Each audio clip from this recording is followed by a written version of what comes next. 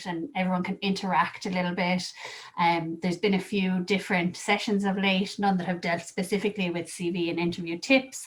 So anything that you want to ask Dave, he's very friendly and he's very funny. So do feel free to ask away. And I'll hand it over there to Jennifer. Hi guys, so my name is Jennifer. I'm the Vice Chair for the Midwest Society of Chartered Accountants. So for the moment we're just going to try to help with CASSL in any way we can and kind of promote what we offer regionally and everything like that. When you are out of your training contracts and CA diaries are all done and submitted, you will automatically become members. At the moment, I suppose if you're based in Limerick or whichever, you'll automatically become members of the Midwest Society. If you would like that to be changed, just get in contact with us, or if you're moving home or anything like that. So with that then we can go on to Dave. Great, thanks Jen, thanks Andrina. You're all very welcome guys, really nice to talk to you this evening. As Andrina and Jen said, this is going to be really informal. Feel free to interrupt at any stage and cut in with a question or a correction at any point. I have a few slides. I'm going to fly through them, and I just want to share them now. Actually, I should have practiced this beforehand. I am. Let me just bring these up. There we go. And just to say at the outset, like I'm a member myself. If you don't know me, I'm in the careers team. We're here upon qualification. You have access to the full suite of services in the careers team, and check in with us at any stage, and go into that a bit more towards the end of the presentation. But a lot of members are qualifying now and coming out into the market and taking a look at their options and really kind of lifting their head out of the books and trying to figure out what their next career steps are. And with all that in mind, it's probably a good time to look at CV and interview details. Hopefully this is everyone able to see that? Okay. Yeah, good. Okay. We're off the mark. So just to revisit what we're going to look at this evening then, we split into two halves. First part is just CVs and the second part is interviews. We'll go through some of the basics around CVs. 90% of this stuff you'll know, guys, so we'll just fly through it. And I want to try and zone in on some of the extra kind of value tips, tricks, suggestions, and maybe some of the more common mistakes and things like that on both sides of the CV and interview front. So we're going to look through the whole point of a CV, what it's about, and why you have one in the first place. Just to give a context, then what makes a world-class CV, how to really polish it up, CVs, resumes, and then more so the tips, pitfalls, inversions, and suggestions, and all that. On the interview side, we're going to look at a whole variety of techniques, approach. There's slight differences, obviously, between phone interviews, Zoom interviews, and in-person interviews, and then the core list of what's important during an interview. So I'm going to just fly through a load of bullet points, but as Jen and Andrina mentioned, just stop me at any stage if there are any particular questions, because it's not a huge audience, we can just talk that through. So to launch straight into the CV side of things, like the whole point of a CV, this 2-page document, as in the previous slide, really is your sales document, and that's sometimes the key thing to remember. This is the document that unlocks the door to an interview for you. That's its sole purpose, is to get you into that interview. So as such, it should really be treated as a sales document. You know, it's putting across your USPs, your key selling points for a role, etc. It's used during the interview in terms of as a document to lead questioning and to give a frame of reference for the interviewer, and a bit of a guide. But they're the main points for it.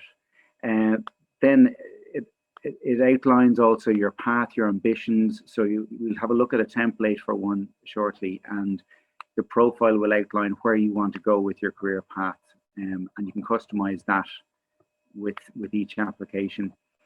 It also cuts through and saves time on some of the basic questions about you. So you know, the interviewers can zone in on the more value-added questions.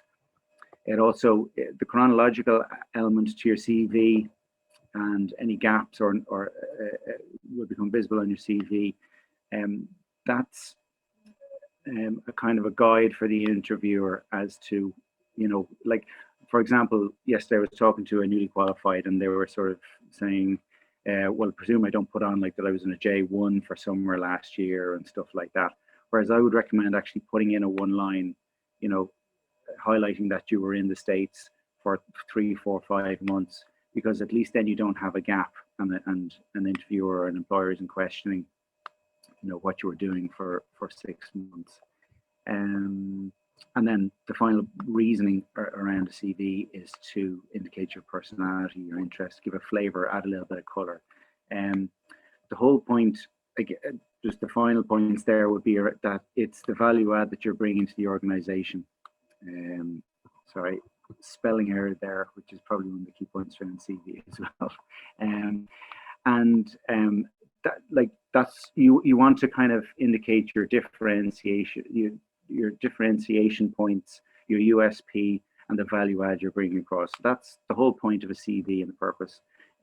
One sort of addition to that is that your LinkedIn profile is really the appendix to your CV in this day and age. So while you're doing up your CV and constantly working on that, and it is a work in progress, as you review the market, apply for different jobs, you're going to probably have a few different versions of your CV, and you're probably going to constantly be updating your CV with new buzzwords, revisions of how you put across your key strengths and so on. So it is a constant work in progress and should be treated as such. But at the same time, your LinkedIn profile is almost now paper clipped onto your CV. So make sure you're doing both mini projects in tandem. Okay, so what CV looks like. I think I have curriculum vitae at the top of that, which like this is an older template. Personally, and I said this to someone yesterday, actually, take off curriculum vitae, just have your name heading it up with ACA underneath if you like. I think in previous webinars, one of the questions was, when do I start using my letters, and am I fully qualified now since I'm finished my contract and my exams are done and I've got my diary pretty much complete? Yes, like the purposes of a CV, you would be using the ACA letters. You are essentially qualified. You're coming out of contract and you're attacking the market now. So name as a header, ACA underneath, then straight into the professional profile here. Only got 2 lines here. I would suggest maybe 4 or 5 lines indicating, Big 4 trained or mid-tier practice trained, specializing in clients of this style, these kind of sectors with certain skill set and so on. And my ambitions, you can highlight in another line then what your career ambitions are and what type of roles you're targeting. That can be tailored and tweaked for each application then as well. Just with you can tweak a couple of lines in that for every application you put forward. Next, and actually the key thing around this, a template for a CV looks a little bit boring. There's no color to it, black and white. It's just a bit of bold, and the look and feel of it is very standardized. I would, as a newly qualified ACA, I would go with this kind of standard template. The reason I say that is because employers will be used to seeing a certain style of CV coming in from a newly qualified CV, from a newly qualified ACA. And if you go away from that a little bit, you mightn't get as much time and attention on it. The tried and tested traditional template works very well for applications. And I think sticking with that is worthwhile. So we can kind of talk that through if anyone has questions around that. So the traditional piece would be then into education, highlighting Chartered Accountants Ireland, the date of qualification, your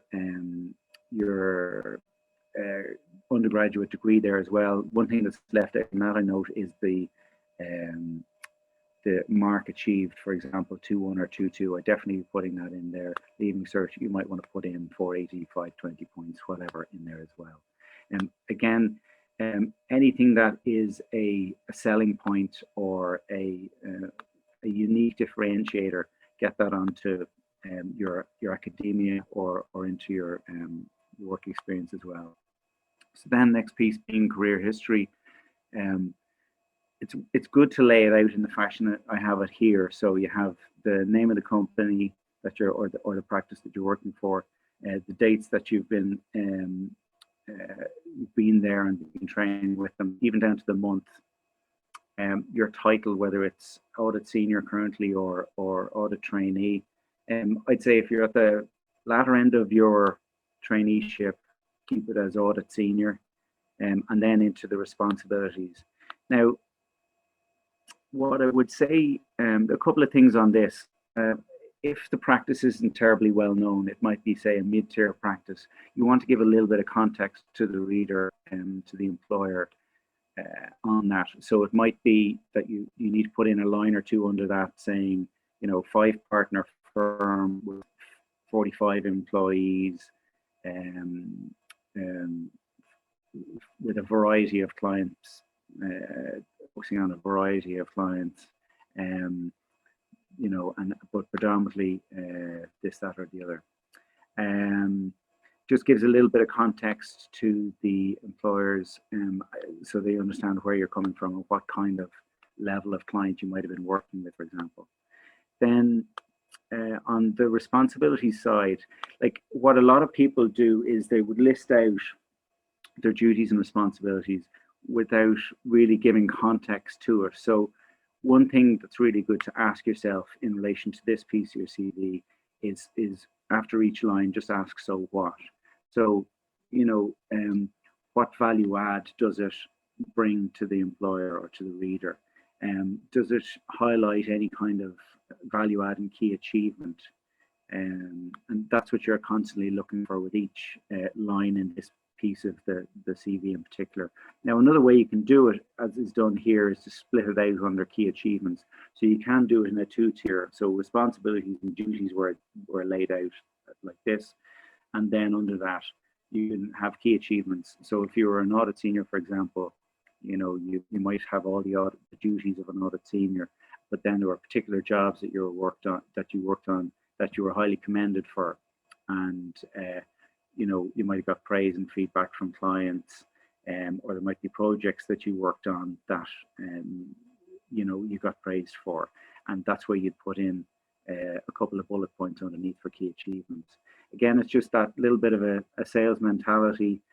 Sometimes that's a difficult one for chartered accountants to wrap their head around, where they have to switch into a little bit of a sales mentality and start praising themselves and thinking about things that they've done particularly well and the work they've done very well, and trying to get that onto paper. But it's worth investing a little bit of time in that.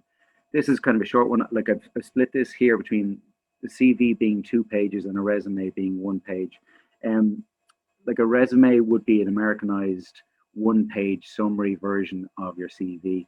There's no harm doing it as an exercise and having that as well. It can be a good profile piece to have if you were speculatively applying for roles or something like that, and you can just highlight your profile or your resume to them, and it's a slimline version of your CV.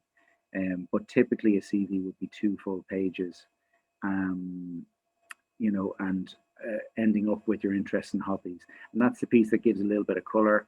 You talk about sports, other kind of achievements, charities that you've worked with, any other organizations that you're involved with, etc. And typically through that, you're trying to highlight a little bit of leadership, a little bit of a life outside of work and studies, I suppose, as well. And that can often, it's quite important to have that in towards the end, because it can add, as you say, color, but it allows an interviewer ask you questions that gives an insight into your personality. And you might even, if the interviewer was a big golfer, and that's something they can click with on your CV, or they're involved in GA, etc. It's a good kind of warm connection point sometimes. So that's the basic shape of the CV for a newly qual, and more than happy to kind of take queries and questions on that at any point as well, because that particular template is a couple of years old actually, and you know, there might be updated versions of it. If you need it, I can send it on to you as well after the call, by the way. So in terms of tips, pitfalls, and other suggestions, just to rattle through these, again, a lot of these you will know. Yep. There's a quick question there. I don't know, can you see them or will I read it out? Do actually, yeah, thanks, Andrea. So it says, under achievements, you've mentioned that you put the job that you've performed well. Due to confidentiality, just to confirm, are we allowed to put the company name of the clients we worked on? Good question. And yeah, I thought someone would ask that actually. I'm not sure if I've addressed it further on, but really good question, and it always comes up. What I would say is, if you've worked on PLCs, if you're coming from, say, a Big Four background and you've worked on PLCs, like they're public companies, there is no issue with naming them. I've been on to a couple of webinars, you know, down through recent years with agencies, and a lot of the agencies would say the same thing, that there's no big issue in terms of naming clients. Now, I remember myself, I understand absolutely the conservative kind of ethical reluctance to name clients and so on, and I think that's a good approach to it, particularly if they're private limited company clients that you would have worked with, for example. The approach I would take with those, if they're non-PLC, is to name the sector, like manufacturing company, you know, 300 employees, turnover of 120 million, and I was the audit senior on that. You know, you don't really need to go into like further detail in terms of naming the company and so on. That gives a reader everything they need to know. Like in a lot of cases, they won't even know the name or know who the company is anyway, unless they're very particular to the sector. So that's how I would approach it. But it is good to give a flavor of the clients that you've worked on, because it gives a good context in terms of the work that you've been doing. That'll be my approach to that. So, good question. Yeah. So again, CV, no color, just keep it with the odd bold piece in the headings, no photo. It's very European if you use photos. Concentrate on what you have done. So I drove, I led, I resolved. It indicates your energy and your ownership in terms of the work that you have done, rather than I was part of a team who did good stuff, or you know, I just rode along with stuff. One or two lines about your current employer, as mentioned there, yeah, just to give context. Like if you've trained through industry, for example, through the flexible route, you mightn't have done practice traineeship, so you could put in a little bit of detail around the company that you're in, your title, again, scale and turnover of the company is good. Useful width of the page. I've seen a lot of CVs come in where they might do it in kind of a tabular format, and they only use the right hand half of the page with all the titles down on the left, but that leaves huge swathes of white space and it doesn't look great. So give it a good kind of space across the page. Arial or Calibri, keep it to basic kind of fonts.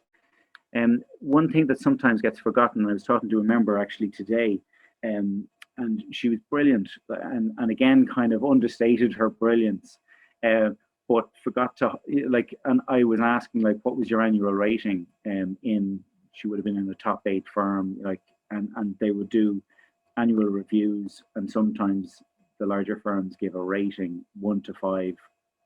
She was consistently a 2, which is very, very strong, above average, and that's the kind of thing that is worthwhile reflecting somewhere in your CV. You might decide to put it down towards the end, or you might want to put it right up at the front, in around the education and academic side of things.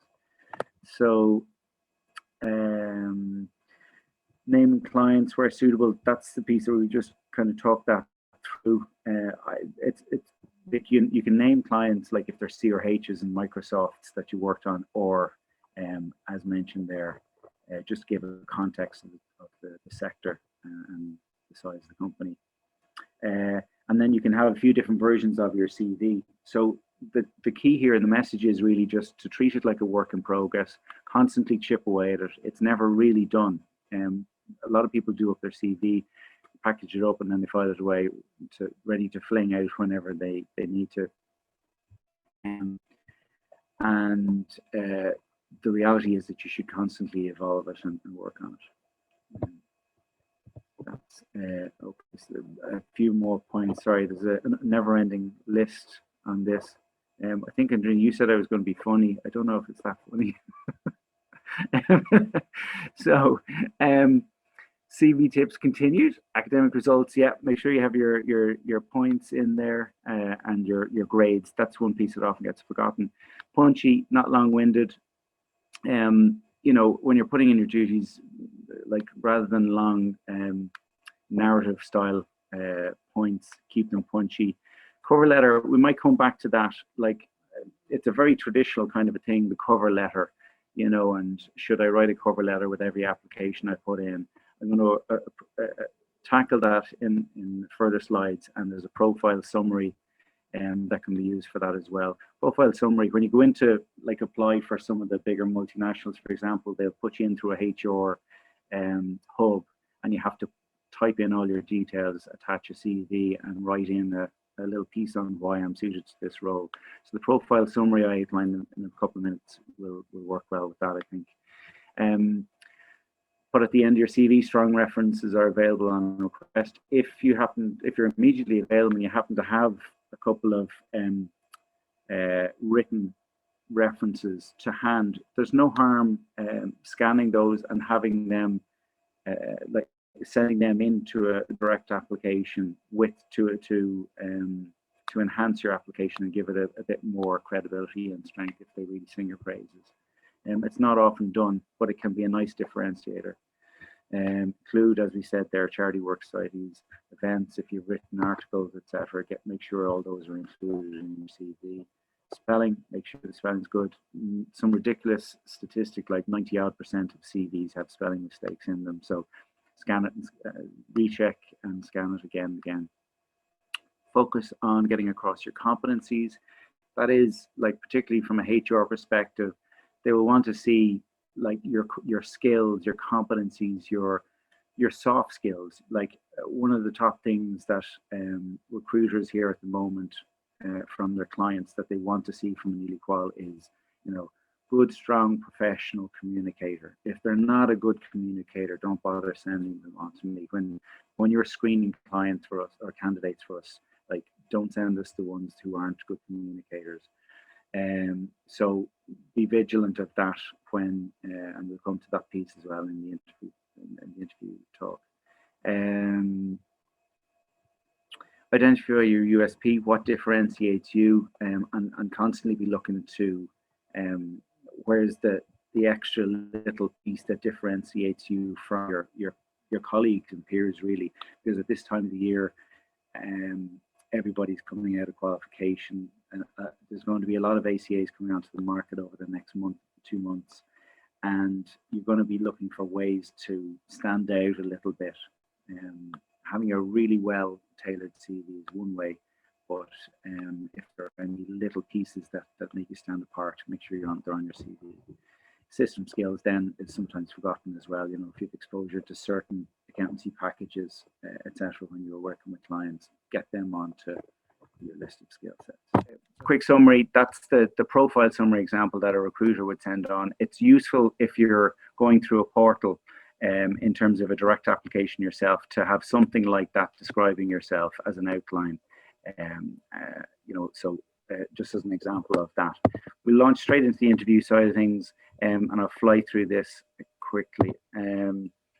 This slide is actually a little old because it mentions about dressing appropriately and shaking hands and stuff like that. All outlawed now. I don't know if we shake hands anymore or ever will, but the key piece from this is to do your research going in. That's stating the obvious. Like, if we're talking about Zoom interviews, you know, there's obviously a few differences in I always describe Zoom and interviews and Skype interviews as two-dimensional. phone interviews being very one-dimensional, and then 3D obviously is in person and is always the ideal. There's still some of that going on at the moment, so some of that still applies with clients, but the key element here is, to have good warm engagement with the client, have something to chat about when you join the Zoom or when you meet them in person, and have some commentary to throw at them. So prep. Sorry, Dave, I just interrupted. Have you got slides Yeah. for this? We're not seeing them. Oh, you're not seeing them? Sorry. No.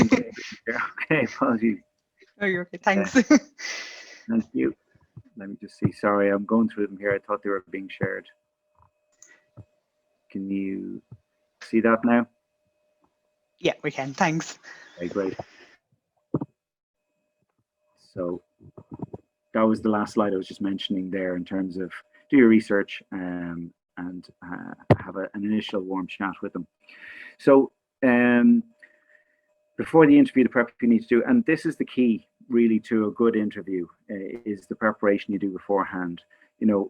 Knowledge of the company, what they do. You're going to be potentially hit with all those traditional questions in terms of what do you know about us and why do you want to work for us, etc. Google them, YouTube them, Pinterest them. Use every facet of online kind of research as you can to dig up kind of current news on the company, and things that are happening to them at the moment. LinkedIn is very useful that way as well. You can follow companies on LinkedIn and get additional information there. Other tips, so download their accounts. If you're going in for, say, a financial accountant role, always good to download or get your hands through the CRO on the latest accounts for the company and have a look at them. If you're working through a recruiter, make sure that the recruiter has given you really good insights beyond the spec. Spec will only ever really tell you about 40% of the reality of a role. So if you're working with a good recruiter, they should tell you a little bit about the personalities of the people you're going in to meet, a little bit about beyond the scope of the spec. So the background of the role, is it a replacement role? Is it a new role? Extra context. What is it that the interviewer likes to, the style they like to approach the interview with? Is it formal, informal, competency based, or CV based, etc. So a good recruiter will be able to give you all those kind of insights and prepare you really well and walk you through that the day before your interview in terms of what to expect, right down to the personality of the interviewers that you're going to meet, and how to click with them. And then, like, duration, style, if some specs will have competencies on them, like if you don't have a very formal spec which lists out these are the 5 or 6 competencies we're looking for and testing for in the interview, then what you might be able to do through the spec itself is actually pick out what are the core competencies from the verbs and adjectives and etc. that they're using in the spec. You'd be able to decipher that yourself. Key selling points, stories. So I'd always recommend going into any interview with a few stories in your back pocket that highlight what your strengths are. If there are particular jobs that you did well, that you were praised for, good client feedback, etc. Just get a few of those really positive stories. How are you going to convey them during an interview? They're the kind of things that you can use interchangeably between different questions. So just have them pre-packaged, tidy, and organized in your own mind in terms of how you convey them in a good, short, punchy, star-shaped answer, which is a term you might have come across, which is, situation, task, how you attacked it. A is how you approached it, and then the result. So every question and answer should have, every answer you put across should largely have that shape to it. And if you have these little prepackaged stories, you can talk about a time when there was an issue or a problem you had to tackle, and so on, and story form it that way. Good example questions to ask. So I always hear one of the differentiators between candidates from employers is often the questions that were asked towards the end of an interview. An employer might meet John and Mary and say, like, John was a really nice guy, like he wasn't great at selling himself, but certainly has all the attributes to be able to do the job. Whereas Mary actually came across really energetic, positive, ambitious, clearly understood all the nuances of the role and was asking the kind of questions as if she had one foot in the job already, and really understood under the bonnet in terms of what it is we're trying to resolve by making this hire. So good questions can absolutely be the differentiator towards the end of an interview, and that can be anything from, what are the lines in the sand over the next 6 months, or the key achievements that this role needs to hit in the year ahead in order to be successful. And the kind of questions you'd ask are always, they're positive questions in a sense that they're not what's in it for me, but rather, how can I add to this role, or how can I bring extra value add? What's the best thing you need to see from me in terms of this role? So, and then test your technology in advance. Yeah, there's a key learning in there somewhere. So that applies particularly to Zoom. This slide, it's just, I'm not the kind of person to give advice on fashion sense, but I think if you do get these slides afterwards, it gives an indication of where people do fall down in terms of eye contact, body language, etc. And keeping that very much on the positive side of things. Like a huge amount of communication, of course, is through body language. Your energy, your positivity, your enthusiasm really conveys and comes across. You lose a lot of it through a Zoom interview, and it's harder to keep eye contact, etc. But once you're vigilant of it, you can do your best in that regard. During the interview, listen, like an interviewer will often kick off the session by telling you the reason why they're making this hire, a little bit about the company itself. They give you a bit of extra context. So hear them out, listen intently in relation to all that. That can lead on to a couple of good questions during or after the interview itself. Again, look interested, make good eye contact, and then like I always say, get your personality across. It's probably a very annoying comment to say to an interviewee, but it is important that an interviewer gets a sense of the person that they're potentially bringing into their team. That usually is more the case in a second round interview, but it's important to relax, be confident, and have a good chat with them as much as anything. And I like informal interviews for that reason. I find the formal interviewing process detracts a little bit from getting that personality of a person across, and some of the best interviews are quite informal actually. Confidence, self-assuredness goes without saying. And interview prep is what helps with that. If you can see where your strengths are, what your weaknesses are going into an interview, then you have it's a bit like having the cheat notes going into an exam. You feel a little bit more confident in terms of where you can score points, and you can work to those strengths.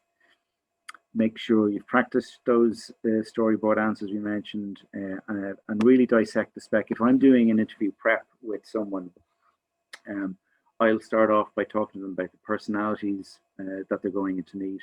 I'll talk to them about the style of the interview that they're going in for, how long it's going to last. I'll make sure from an arrangement perspective that they know where they're going to park, they're going to allow enough time. If they're meeting in person, that they know where they're going. Same applies to Zoom. Once they have all the correct details and who they're going to be meeting, have they looked up the person's profile on LinkedIn and see where they're coming from, etc. Research go in and researching the company's website, etc. And at the same time dissecting the spec, and if it's a good spec, really going down through every single line in it and knowing what you're going to say about each element within the spec can give you a nice reassurance going into an interview, because you know then there's not a lot in terms of the technical details of the spec that they can throw at you. You won't be able to answer. And the other thing, again, with Zoom calls, allow for a time lag. If it's interactive, sometimes there's a little bit of a delay, and so to allow for that. Good questions we've covered. Personality we've covered. Remuneration is sometimes, like for newly quals, usually the traditional it'll be like a first round and second round interview, and in first rounds they tend not to touch on remuneration and salaries. But you know, with some employers, they can meet it head on, and they want to know what sort of grounds they're standing on when it comes to salaries and remuneration. So they might say, what salary are you on at the moment, and what salary are you targeting? And they might almost look for a frank, open conversation around salaries at an early stage, or certainly at second round stage. The guide on that is be honest and direct in terms of if you know, let them know what you're on, and put it in context. You know, if it's a trainee salary and it's low, you know, indicate that the market salary is, you know, for example, for Big Four so Big Four ACAs coming out onto the market at the moment, the salaries they hit in industry, for example, would be anywhere from 50 to 55, certainly as a base, and then other elements on top of that as a rough guide. You know, 55 is probably what it's varying towards at the moment. For a more mid-tier trained ACA, you're probably looking at around the 50k mark, and other elements on top of that. So you can quote that kind of market detail to them. If you're being represented by a recruiter and the question comes up around remuneration, you can say, well, my recruiter kind of knows my take on that, you know, and you can just kind of guide them back towards the recruiter in that regard. You know, if it suits towards the end of an interview, to let them know that it's a role you're really interested in and that fits into the conversation smoothly. Sometimes it's a really nice thing to say. Employers don't hear it enough. They're not sure if maybe a candidate is 100% keen on the role at the end of an interview. So sometimes it's a nice touch to indicate that towards the end of the interview, and let them know that you're being very selective, but this is one that you're very keen on. Then if you've got, like, if you're interviewing quite actively and you've got a number of things on at any given time, let them know that there's a bit of time pressure, that you've got a couple of roles on, but this is your preference, and where they stand in terms of the pecking order, in terms of roles you're looking at the moment. Sometimes that can prompt an employer to get the finger out and actually maybe make an offer quicker than they would normally would if they really like you as well. And it can help with the timing on your process. That's largely it on interviews. What I would say, I've a document on which covers all of these points on interviews that I can send on to you, and likewise on the template on CVs. I'm more than happy to send that out to anyone. And as always, like the careers team is there as you become fully qualified members. The careers team, myself and Karen, were there for coaching sessions. Just book in with us at any stage, and tips, advice, support. You know, we always say that we're a bit different to an agency. We're a lot different to an agency in that we only work with the members of the institute, and we like to be regarded as a sounding board, I suppose, an impartial sounding board, and not unbiased. And we'll try and give you the best advice for all your direct applications. And look, if you need any interview prep as well going forward, you just book in with us at any stage. You know, that's it from me. Despite the hiccup in the middle, I think maybe we got there. Hopefully timing is okay, Andrina. Yeah, we're still under the hour, so that's great. And there was loads of information there. Is there any other questions from anybody before we wrap it up? Hopefully it's kind of covered all of the main points. And just the main thing, I suppose, if people want to organise sessions further, they can contact you to book them in, or because everybody has kind of their own circumstance, when they're coming out of traineeship or out of contract, and they're looking for different things from the market. So there's always going to be nuances there in terms of the CV, or there might be circumstances with your current practice or employer that you're trying to figure out how to put in context if you're going into an interview, and you're trying to put the right message across. So it's that kind of thing. More than happy to book in 30-40 minute slots and just do kind of one-to-one walkthroughs in terms of the market, and give you an update on the market as well. All confidential. And perfect. There's one other question here, Dave. So it's, as CVs are now moving towards LinkedIn, is there any advice on what's the best way to sell your profile on LinkedIn? LinkedIn, yeah, it's a good question, because it is, as I mentioned there, it is becoming much more of a high priority tool to be used. And the way to regard LinkedIn, as I've said many times now, it's your personal brand. When you qualify, you start to realize that you have a personal brand. You're fully qualified professional, and you're setting your stall out in a certain direction. So when it comes to LinkedIn profiles, a bit like a resume, I suppose, it needs to hit the keynotes in terms of what you're all about. It's the public kind of view of how you want to be regarded. It also has to hit keywords, and I have a good document in relation to LinkedIn and how you should be lining that up, that I can send on to members as well. But the title that you use is an important thing as well. Like, you need to position yourself for your next role, I think, with LinkedIn sometimes. So if you are an audit senior, for example, and you wanted to move into a financial accountant role, of course, you'd be putting up your title as an audit senior in, I don't know, RBK, Chartered Accountants, but you'd be trying to reflect as much financial accounting style experience through your details under your traineeship, say in RBK, and you'd be using terminology that will fit well with moving into a financial accountant position, if that makes sense. So, and I would flesh it out, like, you can get your LinkedIn profile up to 100% in terms of detail as well. And the other tips on that is to connect with loads of people as well that are relevant to you.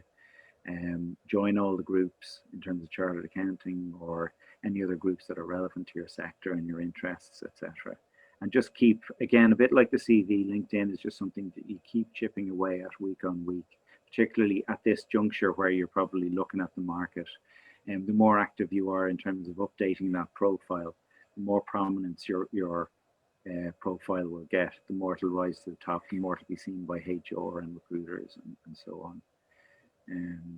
So yeah, well worth spending time on it. Great, thanks. Thanks, Dave, for that, and thanks to everyone for joining. And if you have any questions, feel free to reach out to any of us. Bye. Have a nice evening. You too, take care.